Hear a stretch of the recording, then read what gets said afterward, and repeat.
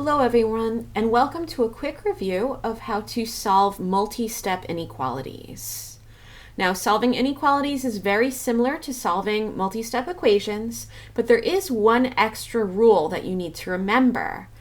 And that rule would be that if you need to divide on both sides by a negative number, or multiply on both sides by a negative number, then you need to change the direction of the inequality symbol.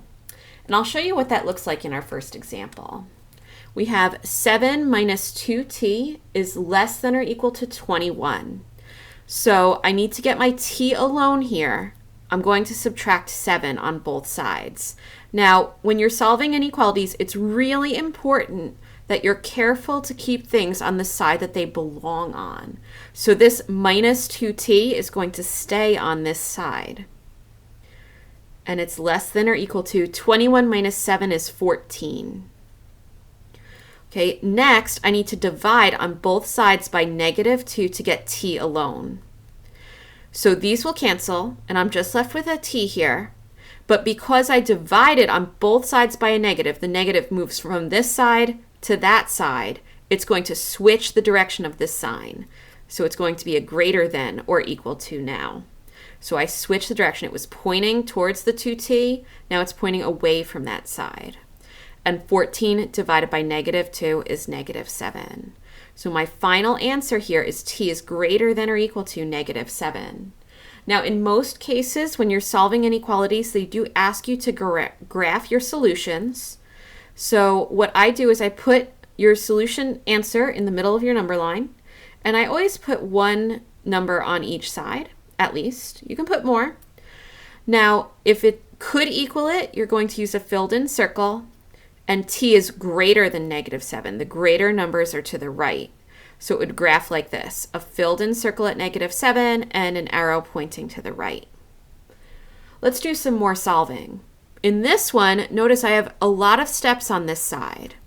I can distribute my 2 first to get rid of these parentheses.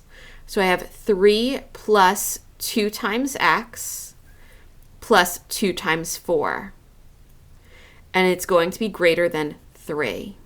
Now I'm going to start solving. And again, you have to be careful when you're doing this because you don't want to move things from this side to that side without doing an opposite operation. So it looks like I can combine my 3 and my 8. I have 2x plus 11 is greater than 3. Now I'll subtract 11 on both sides to get my 2x alone. So I have 2x is greater than 3 minus 11, which is negative 8. And now I'll divide by 2 on both sides. Now please notice, although my answer is negative 4, I did not divide both sides by a negative number, so this stays pointing in the direction that it is pointing. So my answer here is x is greater than negative 4. And if I was asked to graph it, I would put negative 4 on a number line. Okay, the next number bigger is negative 3, and the next number smaller is negative 5. Now it can't equal it. There's no or equal to sign, so I'm going to put an open circle here. And x is greater than, so I'm pointing to the right again. Okay, if it was less than, I would point to the left because those are where the smaller numbers are. Let's take a look at one last example of these multi-step equations with variables on only one side. So notice in this one, I would start by multiplying both sides of my equations by positive 3. So I have 3 minus 2x is less than or equal to 7 times 3 is 21. Next, I'll subtract this 3 on both sides. So I get negative 2x is less than or equal to, and 21 minus 3 is 18. Then I'll divide by negative 2 on both sides. Now notice, I'm dividing both sides by a negative. So that means that this sign has to switch directions. And 18 divided by 2 is negative 9. So again, I'll graph my answer. Negative 9. The next one bigger is negative 8. And smaller is negative 10. So it could equal, so I fill in my circle. And it is greater than, so I point to the right. Now we have one last example. This one has variables on both sides.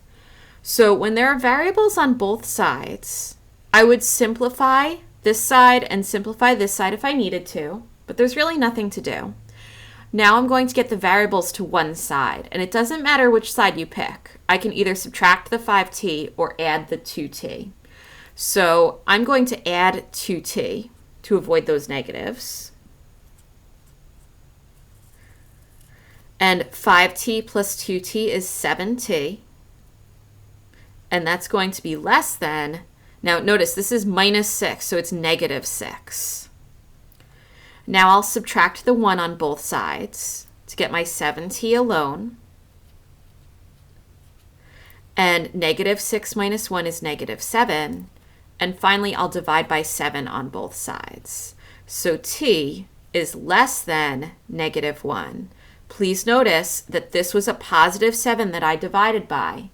Even though my answer is negative, I don't need to switch this because I divided by a positive number on both sides. So now the final step is graphing my answer. The next number bigger than negative 1 is 0. The next number smaller is negative 2. Now it can't equal negative 1, so it's an open circle, and t is less than, so I need to point to the smaller numbers. So this is my graph. So that's our quick review on how to solve multi-step inequalities. Make sure you let me know if you have any questions.